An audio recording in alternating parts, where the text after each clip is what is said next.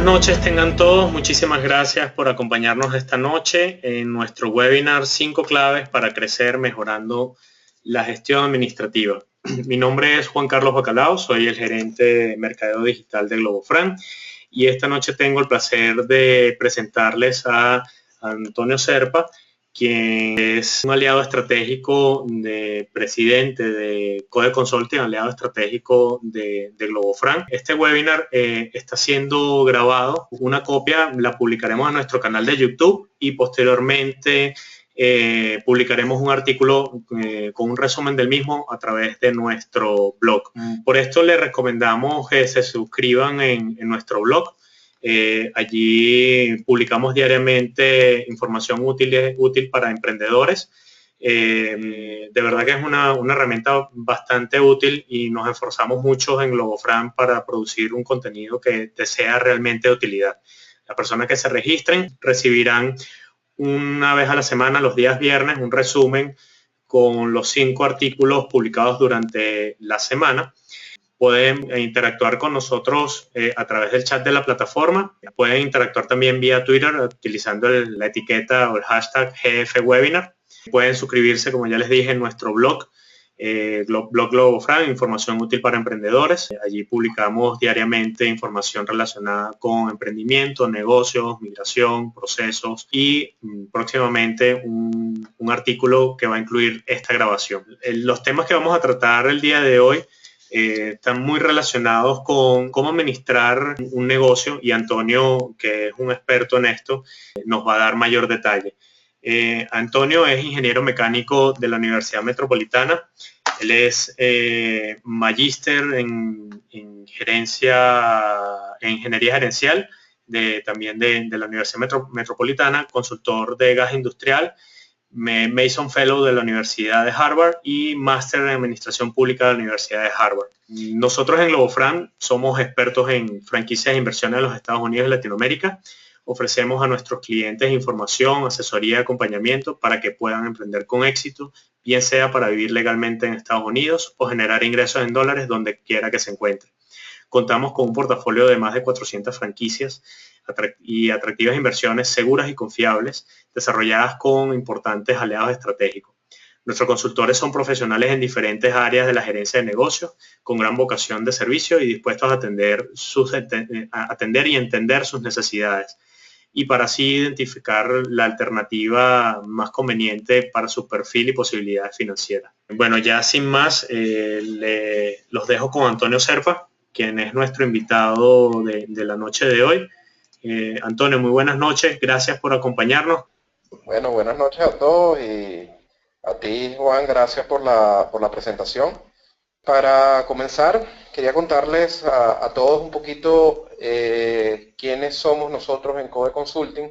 Somos una empresa que está especializada en todo lo que tiene que ver con planificación estratégica, control de gestión y prestación de servicios contables para pymes, pequeñas y medianas empresas. Lo que es nuestro eslogan y que así lo practicamos es ayudar a las empresas para potenciarlas, de manera que puedan alcanzar finalmente lo que son sus metas empresariales y personales de los dueños de las empresas.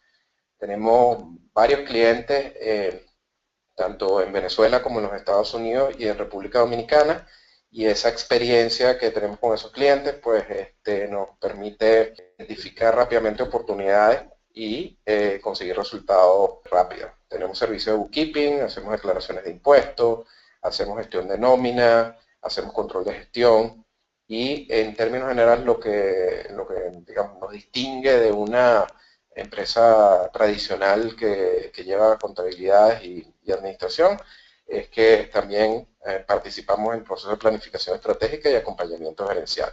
Ok, vamos a ver la agenda para esta noche. Vamos a comenzar sobre algunas reflexiones sobre la contabilidad. Luego vamos a hablar de las características que tienen las pequeñas y medianas empresas. Vamos a conversar también de cómo se alcanzan las metas que se tienen planteadas. Vamos a hablar de las 5 claves para crecer, de para qué sirve el control de gestión, por qué se terceriza y la contabilidad, y finalmente cómo podemos ayudarles a ustedes como emprendedores que son o que van a ser eventualmente. Esto que están viendo en la pantalla es algunas de las reflexiones que se hace la gente cuando se trata de temas de contabilidad. La gente usualmente se acuerda de la contabilidad cuando está comenzando un negocio, cuando tiene que declarar impuestos.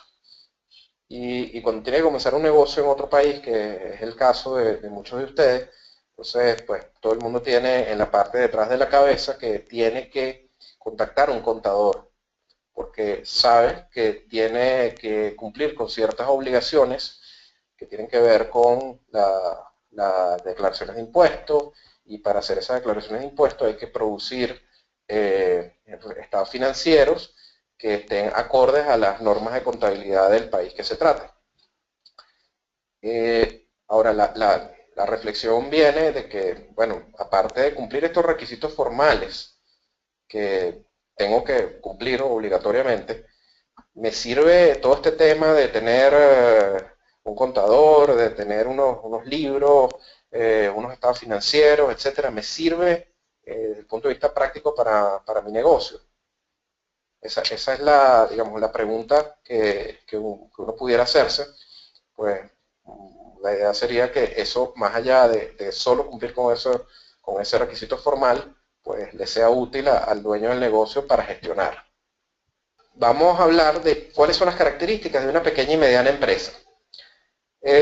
Aquí hay algunas características, esto no es una lista exhaustiva y no pretende serlo, pero tiene algunas características importantes que comparten las pymes en todas partes del mundo.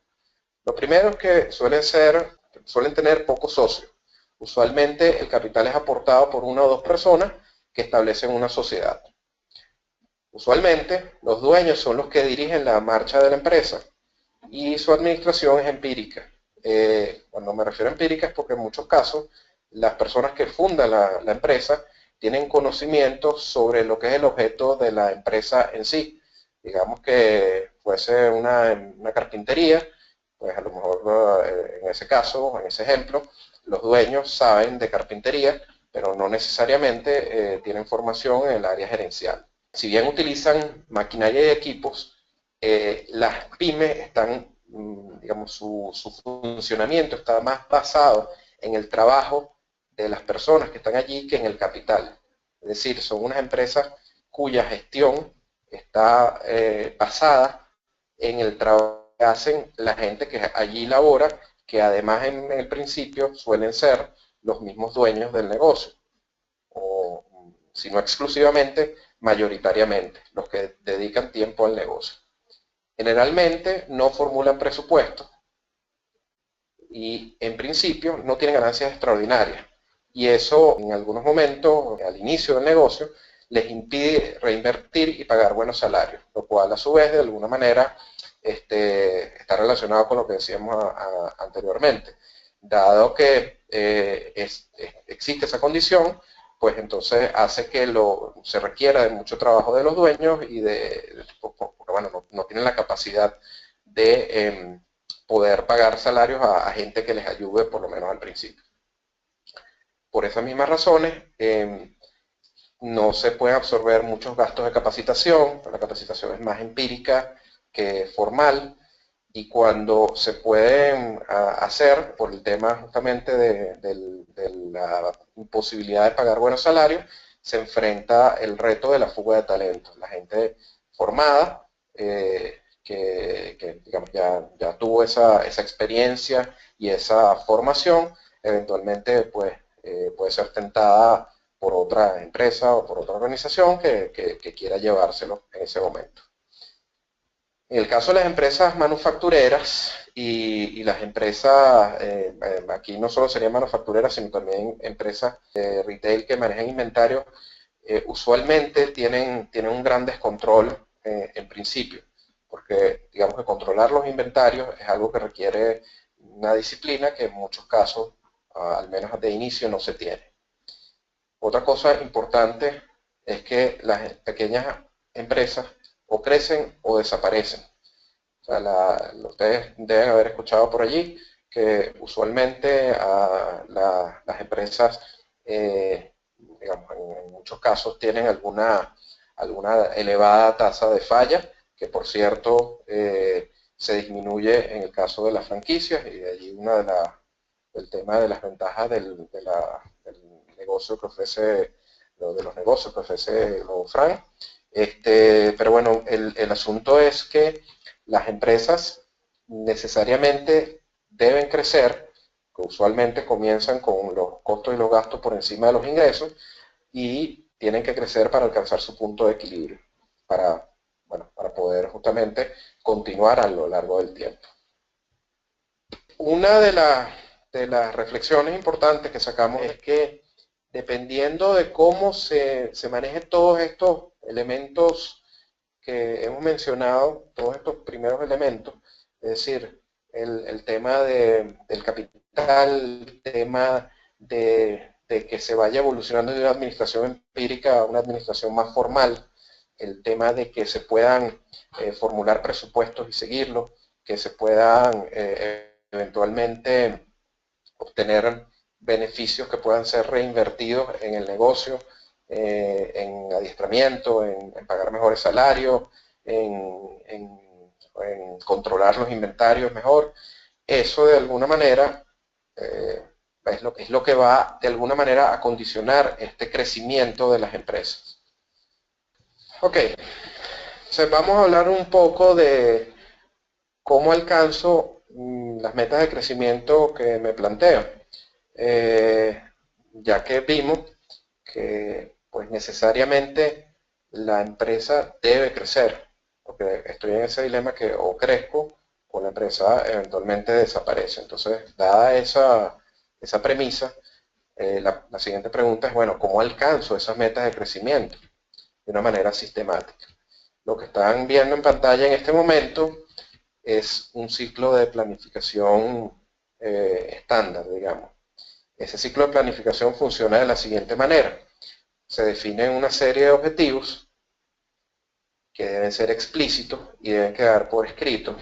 Y eso, la razón es simplemente para que todos los involucrados en alcanzar esos objetivos tengan claro que la descripción de esos objetivos y entiendan de la misma manera esos objetivos.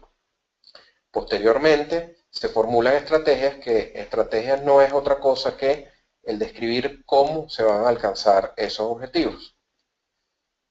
Posteriormente, pues se planifica el trabajo, que no es otra cosa que la ejecución de las estrategias, y en esa planificación se debe incluir cuáles son las acciones que se van a ejecutar, quiénes son los responsables de ejecutarlas, qué recursos se requieren para poder llevar a cabo el trabajo, y se definen también hitos, es decir, en cuánto tiempo se debe alcanzar ciertas tareas, y eventualmente indicadores también, que es lo que vamos a ver a continuación. Porque una vez que he planificado el trabajo, lo siguiente entonces es ejecutarlo, y luego debo hacer seguimiento y control para ver si estoy ejecutando el trabajo de acuerdo a la forma como lo planifiqué. Eso se hace a través de una evaluación de resultados, y entonces allí comienza el ciclo nuevamente, porque básicamente lo que hago es evaluar si he cumplido los objetivos que se plantearon, y ver si no los cumplí, por qué no los cumplí. Por eso puede deberse tanto a causas internas de la gestión, de la gente encargada de alcanzar esos objetivos, como a factores externos que están fuera del control de las personas que están gestionando. Y en ese caso, pues eventualmente tendría que modificar los objetivos. Entonces, esto es, digamos, el ciclo de planificación estándar. Recapitulo muy rápidamente: se definen objetivos, se formulan estrategias para alcanzarlo, se planifica el trabajo de esas estrategias, se ejecuta, luego hago seguimiento y control y evalúo cómo fue el resultado de la aplicación de esas estrategias.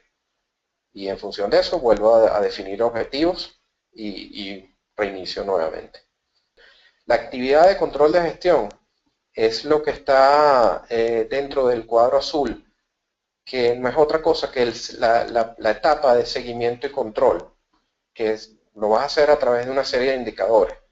Les pongo ejemplo. Digamos que uno de mis objetivos fuese abrir operaciones en Panamá dentro de 6 meses. Entonces se formulan unas estrategias que es, bueno, para poder hacer eso necesito contactar gente en Panamá que me ayude a ubicar un local comercial, que necesito investigar el tema de la permisología, necesito investigar el tema fiscal, el tema legal, etc. Y en función de eso se hace una planificación de trabajo. ¿Okay? En tanto tiempo yo debo haber contactado a un corredor de bienes raíces que me va a ayudar a ubicar locales, debo haber contactado a un abogado que me va a ayudar con el tema legal, etc. Posteriormente se ejecuta ese trabajo, pero esa ejecución debe evaluarse. Si digamos que yo dije que al cabo de unos 2 meses debía haber ya concluido la búsqueda de locales para haber identificado dónde podía abrir mi primera tienda, y al cabo de ese tiempo no se cumplió, pues digamos, ahí el indicador es el tiempo transcurrido, que debían ser 2 meses, y ya no fueron 2 meses, va a ser más tiempo. Entonces, a través de ese indicador, que en este caso, como dijimos, es el tiempo, pues yo estoy controlando si estoy o no alcanzando las metas que me propuse.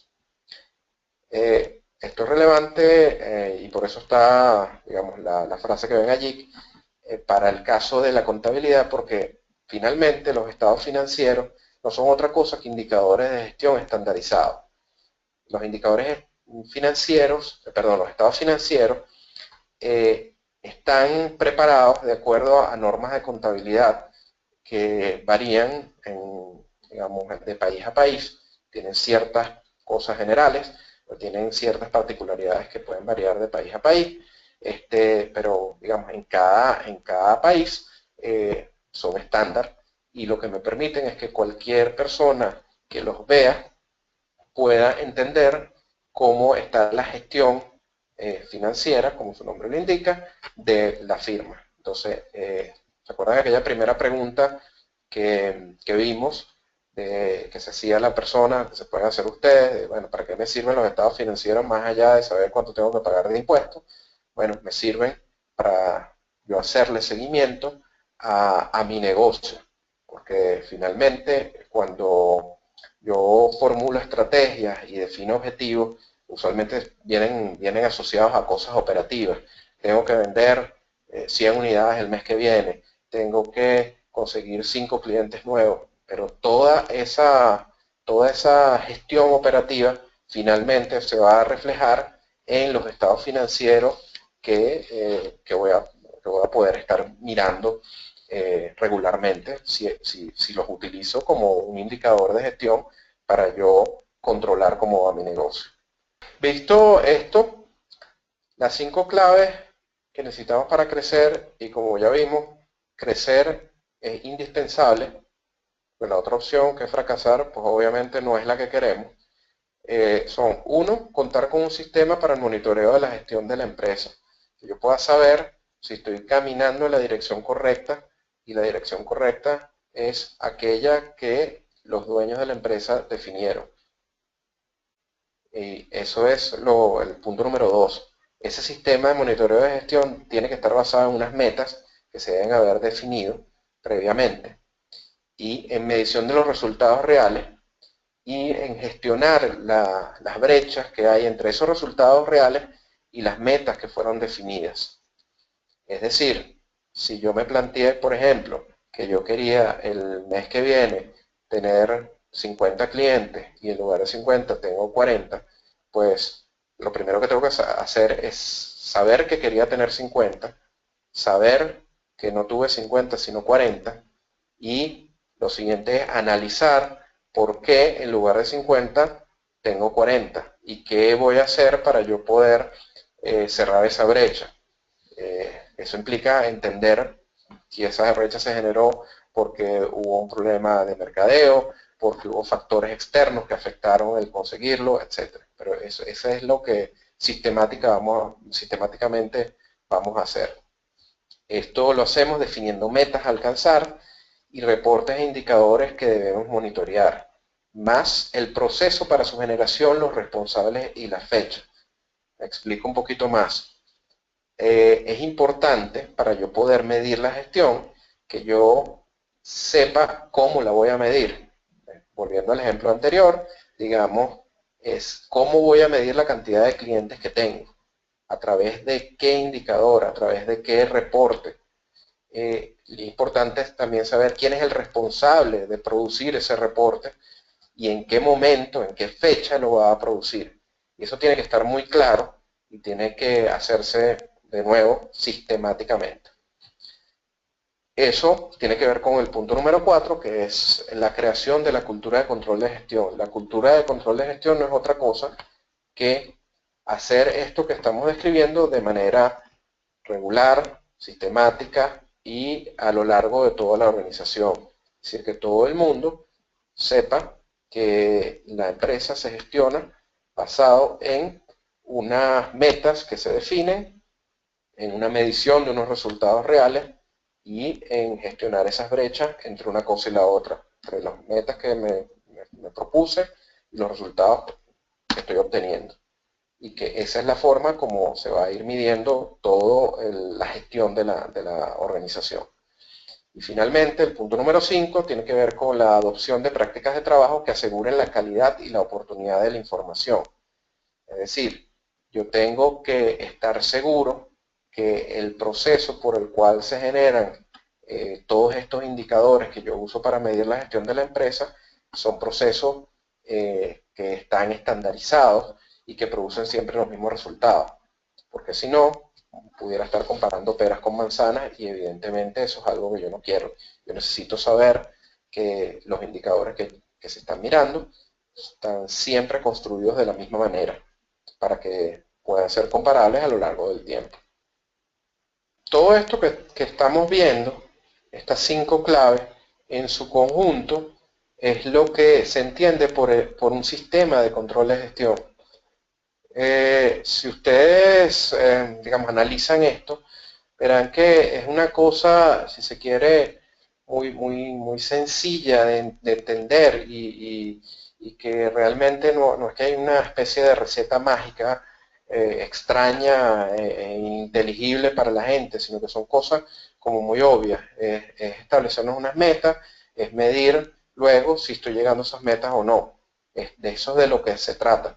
Pero aun y cuando es una cosa muy sencilla de entenderla y que intuitivamente la gente de alguna manera sabe que tiene que hacerlo, llevarlo a la práctica de manera sistemática es sorprendentemente complicado en muchos casos, porque requiere disciplina y requiere de generar hábitos para que esto, digamos, se pueda convertir, como lo dijimos, en una cultura de control de gestión.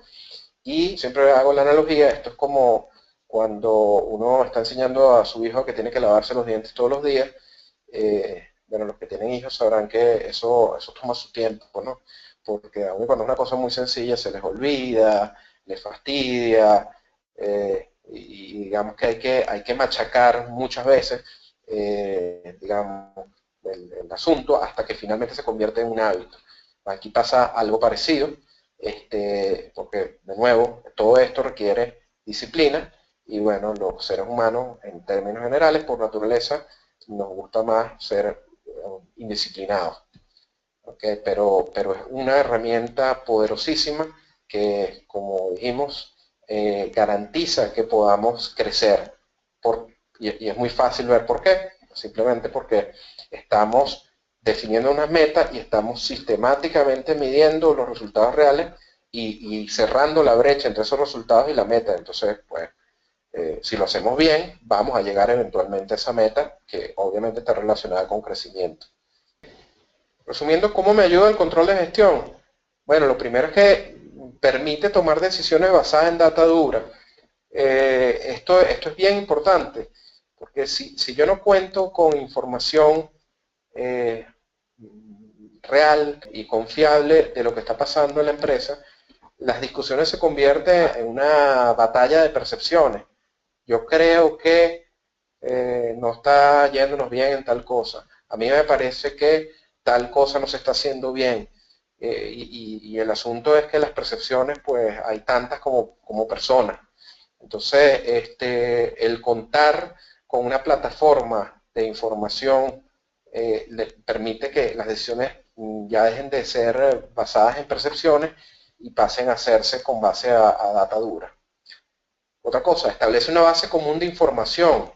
Es decir, cuando alguien, por ejemplo, dice, es que nuestras ventas fueron tanto, o nuestra cantidad de clientes es cuál, o lo que sea, todo el mundo va a estar viendo la misma información. Y aunque eso, dependiendo de la experiencia que hayan tenido ustedes, puede resultarles increíble, pues créanme que en muchos casos hay informaciones diferentes sobre áreas de la empresa. Entonces, dependiendo si preguntas, la gente, por ejemplo, de ventas, te dice que hay una cantidad de ingresos en moneda, y cuando le preguntas a la gente del área administrativa, te dice un número diferente. Y eso puede ocurrir porque están mirando números, digamos, obtenidos de manera distinta. Entonces es importante que cuando tú montas todas estas plataformas de control de gestión, pues vas a tener una base común de información porque ya está preacordado cómo y de dónde viene la información. Otra cosa, se fomenta el trabajo colaborativo, porque la idea es que cuando hacemos estas mediciones de los resultados reales y las comparamos contra las brechas, allí participan toda la gente que está, digamos, encargada de la gestión de la empresa, y la idea es que entre todos se trabaje para cerrar esas brechas y se consigan los resultados que se están buscando. Y eso lleva al punto siguiente, se garantiza que se alcanzan las metas. Porque, bueno, si tienes un grupo de personas comprometidos y con información real que está constantemente analizando cómo alcanzar una meta, pues evidentemente la van a alcanzar. Otra cosa, se permite proyectar resultados, y eso a su vez me permite adelantar decisiones.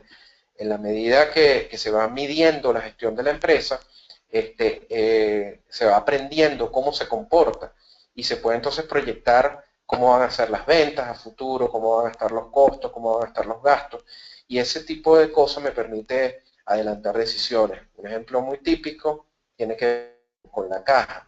Eventualmente yo puedo proyectar si voy a estar excedentario o deficitario de caja, y si por ejemplo sé que voy a estar deficitario de caja, yo puedo hacer uso de una línea de crédito, y si por el contrario, digamos, ya estoy proyectando que va a haber un excedente de caja, yo puedo decidir que eso lo voy a repartir como dividendo o lo voy a reinvertir en el negocio, comprando nuevos equipos, por ejemplo. Ese tipo de cosas se van pudiendo hacer. Permite identificar oportunidades, porque en la medida que yo estoy viendo la gestión, los resultados reales y todo el tiempo analizando, eso muchas veces permite que uno se dé cuenta de cosas que de otra manera no se daría cuenta. Por ejemplo, estoy mirando los resultados y me doy cuenta que este producto que yo pensaba que no era tan bueno se está vendiendo muy bien. Entonces, bueno, si hago entonces acciones para incrementar la producción de ese producto o para venderlo más, etcétera. Se genera una base de información de data estándar. Eso es lo que estábamos comentando. Bueno, yo voy aprendiendo en la medida que voy gestionando, entonces ya yo puedo tener una idea de que, mira, más o menos el costo de la mano de obra de cada tienda son tanta cantidad de dinero.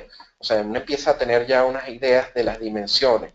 Ya yo sé que por ejemplo, hacer un evento me va a costar tanto dinero. O sea, empiezan a ver estas especies de, como dicen los americanos, reglas del pulgar, que ya me permiten entender las dimensiones de la empresa y tomar decisiones más fáciles. Y Finalmente, genera una cultura de cumplimiento de metas medibles, lo que decíamos antes, la cultura de control de gestión. La gente sabe que la empresa se gestiona en base a unas metas que fueron definidas y cuyo cumplimiento se mide de manera sistemática. En el caso de las pymes, la mayoría de las veces, estas cosas que tienen que ver con el control de gestión y la contabilidad, como parte de ese sistema de control de gestión, se tercerizan, porque es ventajoso desde el punto de vista de costos y gastos. Ya vimos en algunas de las láminas anteriores que hablaban de las características de las pymes, que en general, sobre todo arrancando, no disponen de mucho excedente de dinero para pagar salarios, etcétera. Entonces, si tú quieres contar con buenos profesionales que te ayuden en la gestión, en este caso con el tema de control de gestión y contabilidad, eso te obliga a, o bien lo hacen internamente los mismos dueños y bueno, eso les distrae del foco de su negocio, o bien tercerizas, porque lo que en esencia estás haciendo es usando parcialmente el tiempo de una persona experta en estos temas y por lo tanto lo puedes pagar. La empresa se dedica a su core business, que es el segundo punto, que es importante porque no tienes a la gente que está gestionando la empresa ocupada de llevar la administración y de cómo son las normas contables y cómo hago esto y cómo hago para medir aquello, etcétera. Tienes una estructura más flexible. ¿Qué quiere decir una estructura más flexible? Pues que tú puedes crecer o decrecer en la medida que lo requieras con mucha facilidad.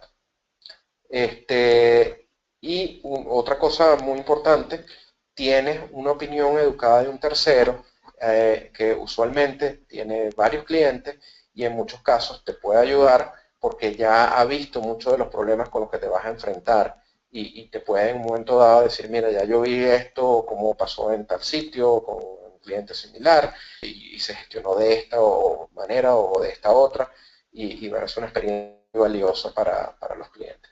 En este sentido, Code Consulting le ofrece todos estos servicios que tienen que ver con el bookkeeping, que es llevar los libros contables, el tema de control de gestión, que hemos hablado bastante a lo largo de estas láminas, llevarles el payroll, la nómina, en el caso particular de los Estados Unidos, que puede ser un tema, les puede ayudar con el tema de declaración de impuestos y eventualmente les puede ayudar con solicitudes de crédito cuando sea posible por las condiciones de la empresa, con todo lo que tiene que ver con la preparación para solicitudes de crédito. Que al final todo esto, como dijimos, tiene el objetivo de garantizar que el negocio crezca y sea sustentable en el tiempo.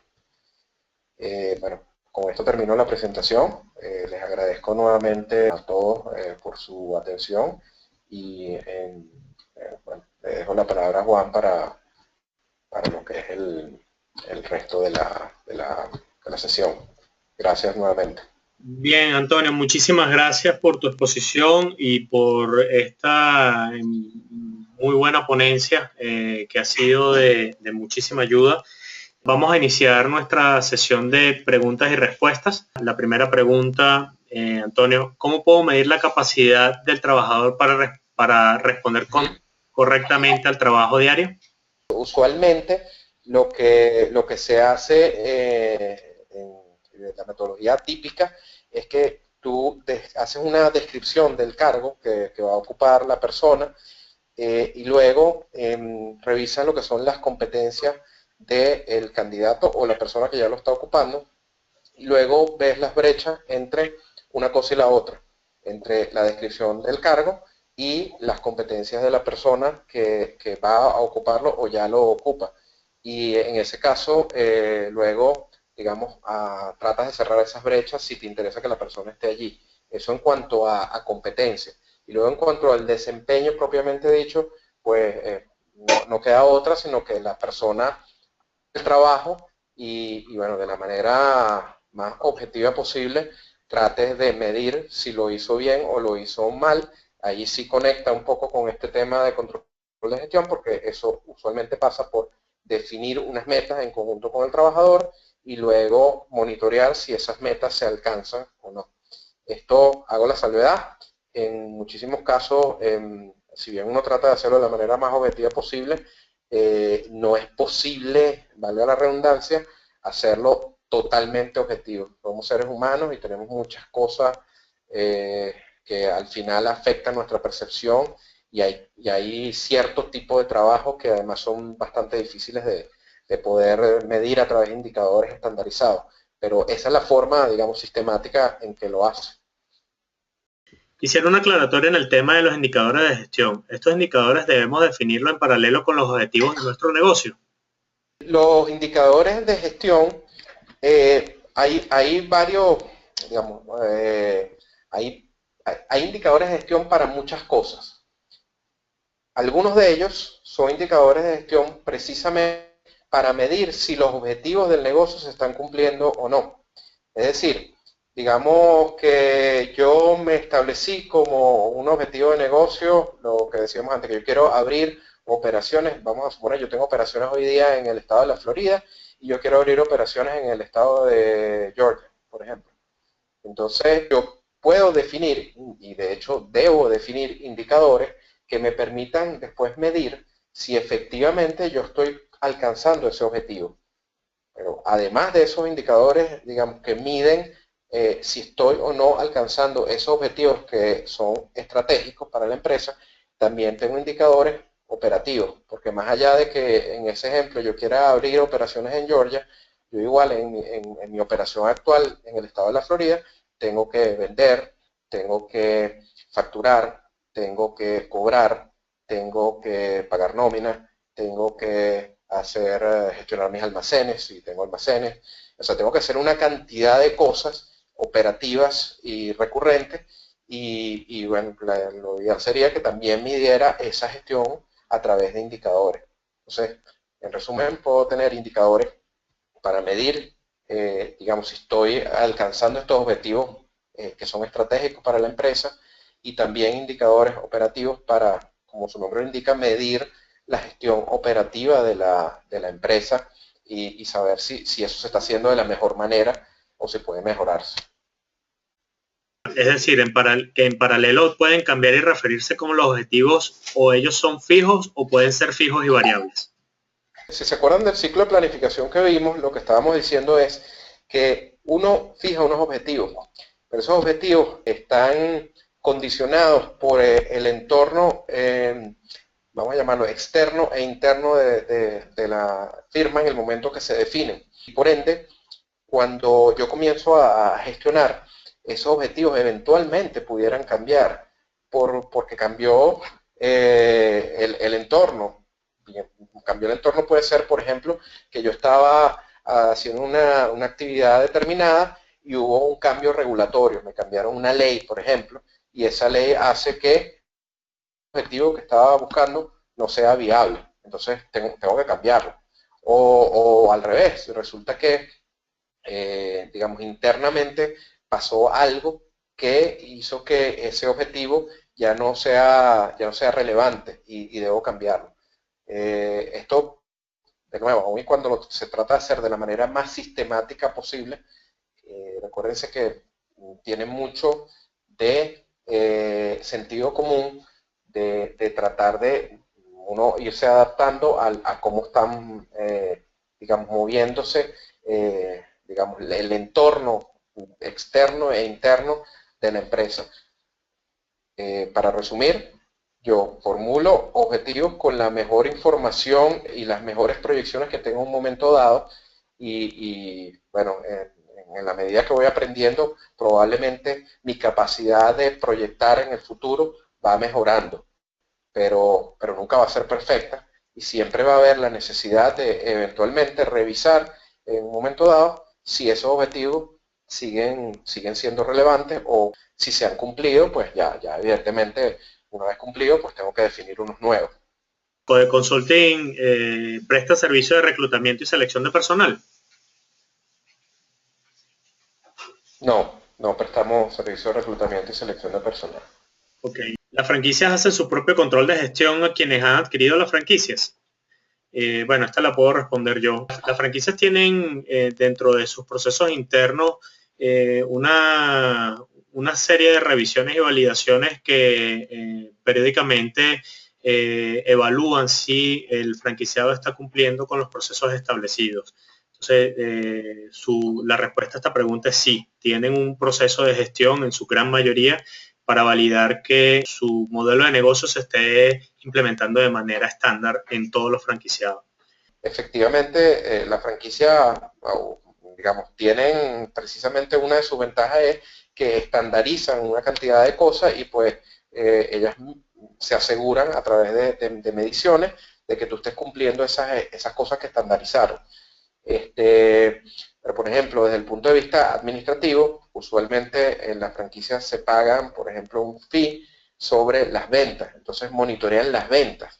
Pero lo que tiene que ver, digamos, de ahí hacia abajo, desde el punto de vista financiero, es decir, el margen, costos, etcétera, y cómo está ahí, no es algo que ellas van a hacer por ti, es responsabilidad de cada persona medir cómo están sus costos, cómo está su margen, todo ese tipo de cosas. La franquicia usualmente va a tener un sistema que le va a permitir de manera independiente ver cómo están las ventas, pero el resto es responsabilidad de la persona, además que evidentemente debería interesarle porque quién más interesado que el dueño del negocio en que le vaya bien, que se esté vendiendo y haya buenos márgenes, etcétera. ¿Me recomiendas entonces mantener un control constante de mi estrategia trazada? Sí, definitivamente, claro. De hecho, de eso se trata todo esto, de que se tracen unos objetivos, formulen unas estrategias para alcanzarlos y luego estén constantemente monitoreando si están o no alcanzando esos objetivos a través de la estrategia que formularon. Eso es precisamente de lo que se trata. Y que vean los estados financieros y la contabilidad como parte de ese sistema de control de gestión, porque en efecto, para eso fue diseñado, para saber cómo está la situación financiera de la empresa, de una manera además que es estandarizada para que cualquiera la pueda analizar y entender. En el caso de Subway que bajó las ventas motivado a la conducta de los CEO, las estadísticas, ¿cómo funcionarían? Bajo un movimiento repentino, ¿deberíamos tener gente para adaptarnos a ese cambio brusco? Hay que tener claro que si bien hay que tener disciplina y generar esta cultura de control de gestión para hacer esto de manera sistemática, evidentemente van a pasar, porque es que van a pasar eventos que no fueron planificados, que están fuera de nuestro control, y que requieren que se tomen acciones en el momento. Siempre pongo el ejemplo, si ustedes están trabajando en una empresa, una refinería, por ejemplo, hicieron su presupuesto muy bonito, que vamos a hacer esto, vamos a hacer aquello, y de repente tienen un accidente y explota un tanque, pues evidentemente van a tener que actuar en consecuencia. Y en este caso no me refiero a la acción solamente, digamos, de la emergencia del tanque, sino que eso le va a implicar que van a tener que a lo mejor invertir en ese momento un dinero que no tenían pensado invertir, en arreglar una cantidad de cosas, etcétera. Esas cosas pasan. Pero que pasen dentro del marco de un sistema de gestión en el que se está midiendo regularmente los resultados de la empresa. Eso es lo importante y de lo que se trata. No es que vamos a crear una cosa rígida que no puede reaccionar ante los cambios del entorno, porque van a ocurrir cambios del entorno, eso es lo normal, la única constante que hay es el cambio. Bien, ya hemos concluido la sesión de preguntas y respuestas. Les agradecemos a todos ustedes por su asistencia la noche de hoy. Antonio, muchísimas gracias por haber compartido tu conocimiento y tu tiempo con nosotros el día de hoy y habernos preparado esta interesante presentación. Deseamos invitarlos a seguirnos en nuestras redes sociales. En Twitter nos pueden conseguir como GloboFran1, en Facebook, Instagram, LinkedIn. En YouTube nos pueden conseguir como GloboFran, también tenemos cuenta en G+, para los que les gusta este tipo de red. Y para todas las personas que deseen iniciar un proceso con nosotros, de ser atendido por un consultor, pueden ingresar sus datos a nuestra página globofran.com. Le haremos llegar un formulario con una información básica que necesitamos para conocer si tenemos alguna alternativa de inversión que se adapte a sus necesidades y le sería contactado entonces por uno de nuestros consultores. Antonio, muchísimas gracias por tu presentación el día de hoy. Muchísimas gracias por su atención. Hasta luego.